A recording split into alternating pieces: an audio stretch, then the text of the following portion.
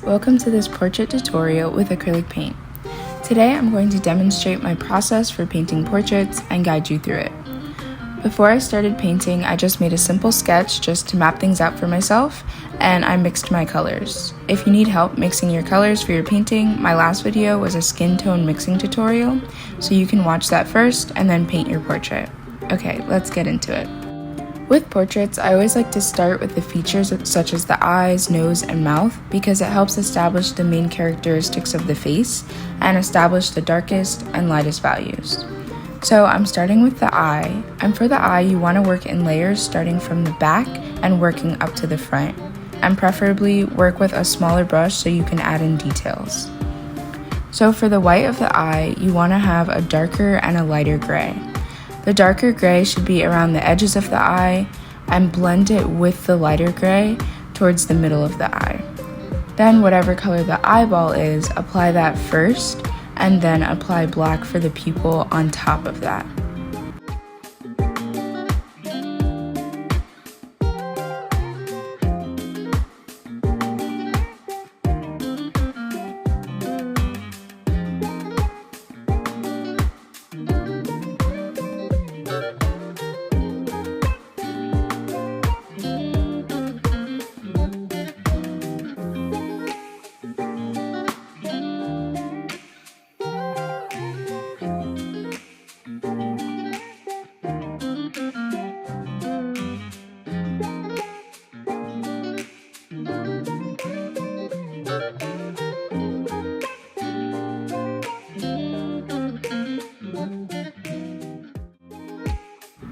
In order to give the eyes some life, you want to have two shades of the color of the eye. So in my case, I have a dark brown, which is the base color, and then I mixed a lighter brown and just put a thin curved line at the bottom of the eye to show a reflection of light. Finally, add a white dot at the top corner of the pupil to show a reflection. The next feature that I'm going to focus on is the nose. The nostrils contain some of the darkest values of the face, and the bridge of the nose contains some of the lightest values. So the nose is a good indicator of value and helps us establish our midtones. So first, I like to fill in the darkest areas, which are the nostrils and the corners of the nose, and then blend those dark values with the mid-tone shades.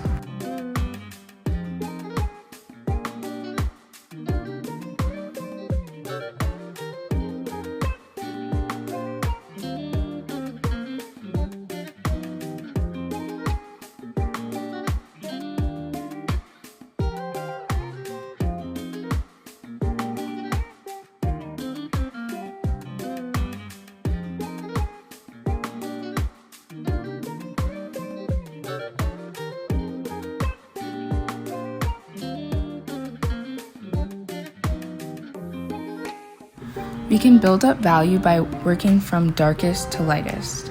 You want at least 2 or 3 midtones because more contrast makes it look more realistic. So we already established our darkest areas. Now blend the edges of the darkest areas with your darkest midtone. The center of the nose is often the lightest part, so you have your lightest value in the middle of the nose and your darkest value on the edge of the nose, and then blend those together with all of your midtones.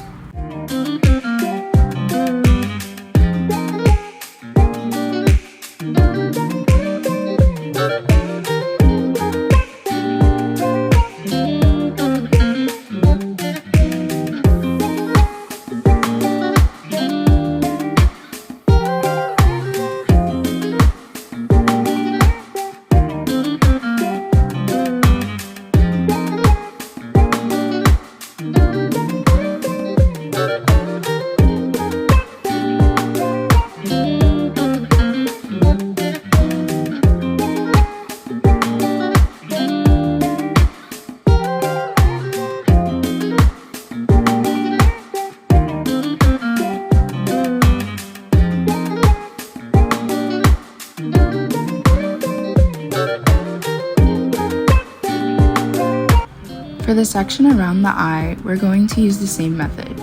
First, we establish our darkest parts and then work from darkest to lightest. So the darkest parts around the eyes will always be the crease above the eye and the eyebrow bone which connects to the nose. Then the under eye bags will cause our dark crease below the eye. Those are our darker values. Then we blend those dark values with midtones until we have a range of shades.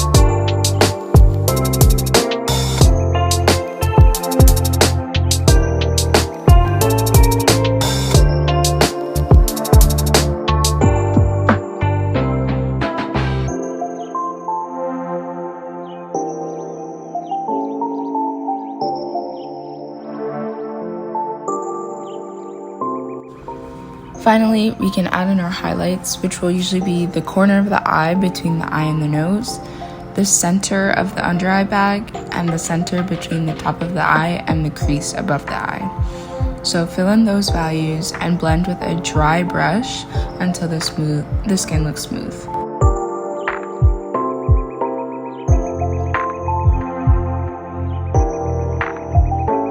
I always hate doing the other eye because it never comes out looking the same, but a good way to prevent a wonky eye is to do each step for both eyes together, which I didn't do in this video, and the other eye did come out too big, but it's okay.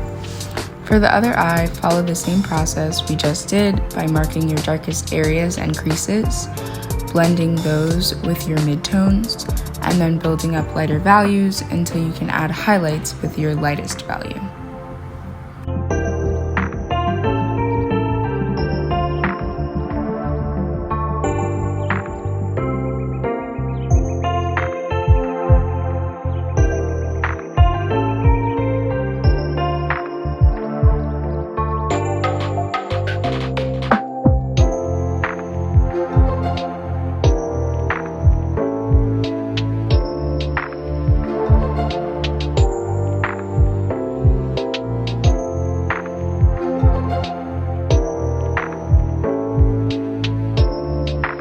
Okay, we've made it to our last main feature of the face. I think the hardest part about the lips is just mixing the right colors, but I try to use the skin tones as a base and then add more red to it until the color looks natural for lips. But the process for painting lips is pretty simple. The top lip is always going to be darker than the bottom lip just because of how light reflects. And the darkest sections are the separation between the top and bottom lip and the edges of the lips. The lightest value is the middle of the bottom lip. So you want to have at least 3 colors when working on the lips, the darkest being on the edges of the lips and the separation between top and bottom lip. The midtone value will be the base color of the top lip, and the lightest value will be the middle of the bottom lip and also in some parts of the top lip to add contrast and show shape. If that sounded confusing, just follow along with the process shown here.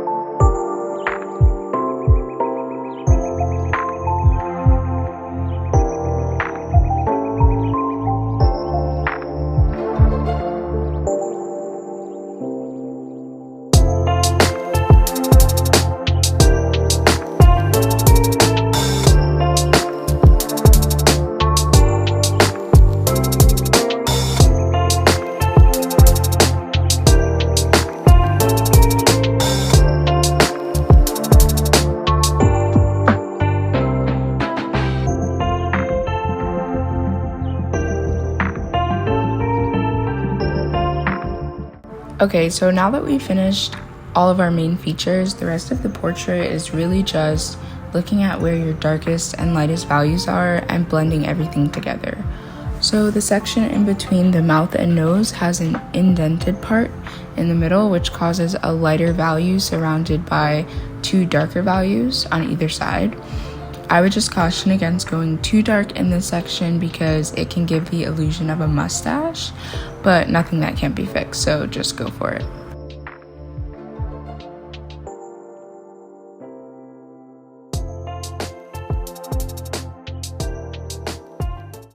Now, the cheek is a pretty fun part because you don't have to pay too much attention to detail. Big blocks of color work for this section, but still pay attention to where the light is reflecting on the face more. For some guidance, the outer edges of the face are usually darker, while the middle of the cheek will be mostly midtones with some highlights on the upper cheek, like right under the eye bags.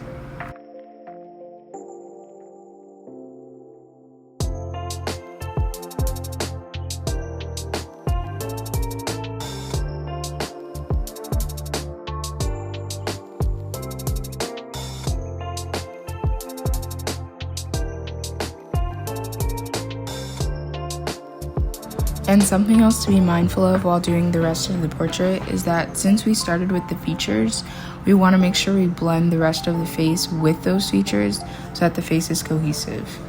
This can be done by using our midtones to bridge any gaps between dark and light values. If you notice that the face starts to get flat at any point, then you can fix this by adding in more shades, because the more different values you have, the more realistic the portrait can look. So lighten parts of your lighter values and darken parts of your darkest values to create more contrast and prevent a flat painting. Okay, so in the part I'm working on here, the cheekbone is going to create a dark section that extends down to the bottom of the face, and it will meet the jawline, which will also be a darker value, and those two dark values will be separated by a midtone value in between them. Okay, so right now I'm just laying down different shades and building value, establishing where the lights and darks are by looking at my reference. But as you can see, the paint is pretty choppy on the cheek, so this is when you would want to use a dry brush with minimal paint on it to blend the different colors together. Using a dry brush avoids the colors completely disappearing, and it allows two colors to seamlessly blend into each other. But it's also nice to leave some of the texture and brush strokes as a stylistic choice. It just depends on how smooth you want your portrait to look.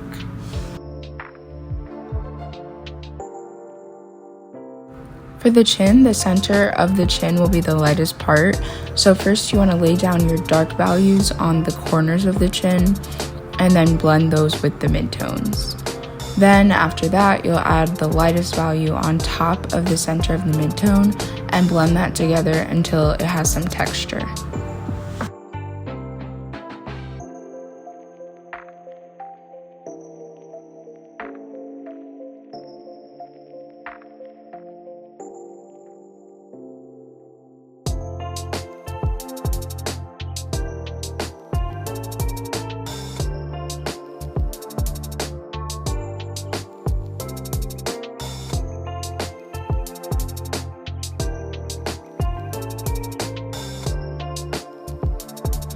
Once again, I'm going back in to edit, so I'm blending parts that aren't as smooth and bridging the gap between dark and light values, as well as adding highlights to sections that seem flat.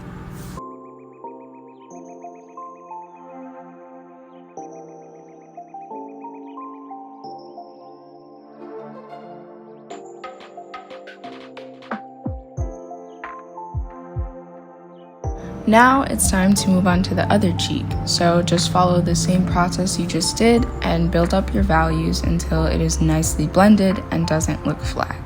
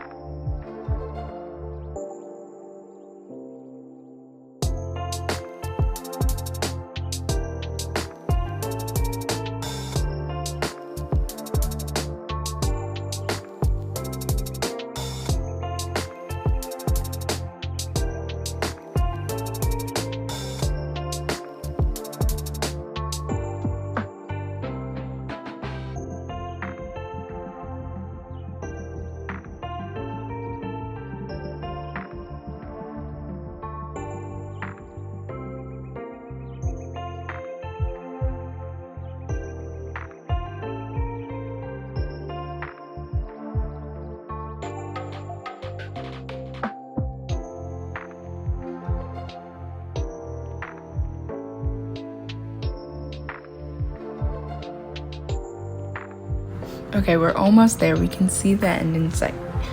So the forehead is pretty simple, or maybe I just take the lazy way out, but I basically just put the darkest values on the edges of the forehead and the top, and then add the lightest value to the center of the forehead and blend, and that's basically it. You can add one midtone in addition to that if the blending doesn't look smooth to help blend the dark and light value, and then you're done.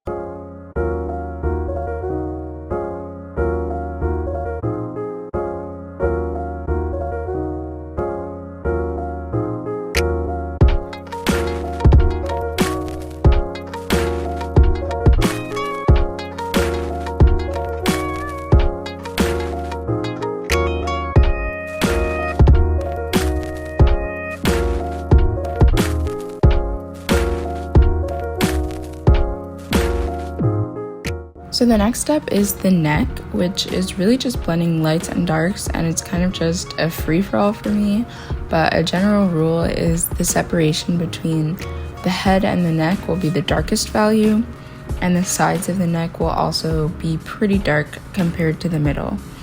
There's also some darker lines in the neck that kind of form a long V shape, and then there are highlights that surround that V shape like how I'm showing here. But don't get too caught up in details because most people aren't paying much attention to the neck in a portrait anyway, so just have fun with the blending.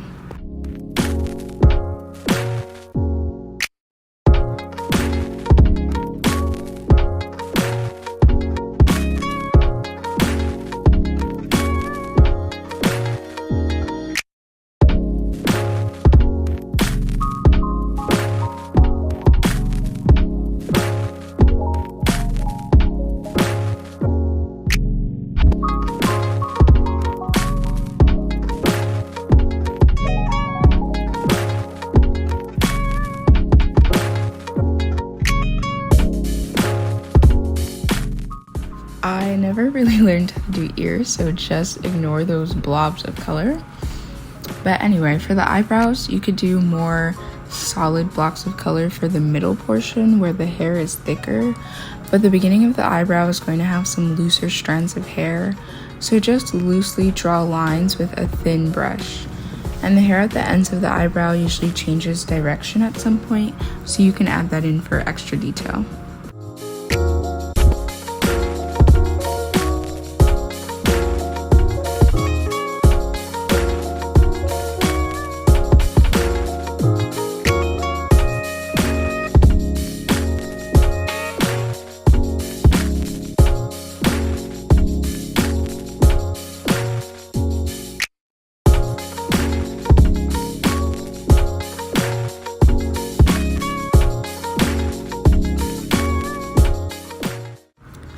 Hair is the hardest part of a portrait in my opinion, so I'm just going to keep it simple. Leaving the curving parts of the hair lighter adds depth because light reflects a lot on hair, especially at those portions where I left some gaps. So I would recommend having loose blocks of darker sections and then loose blocks of lighter sections where the light is shining on the hair. This is a simple way to give a stylistic illusion of hair.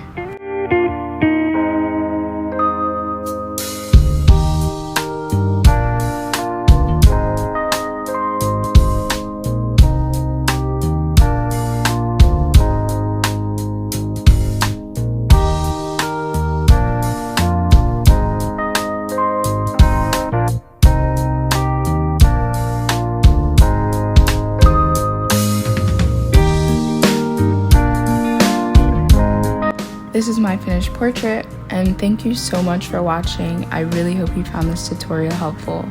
Please let me know in the comments how your portrait turned out.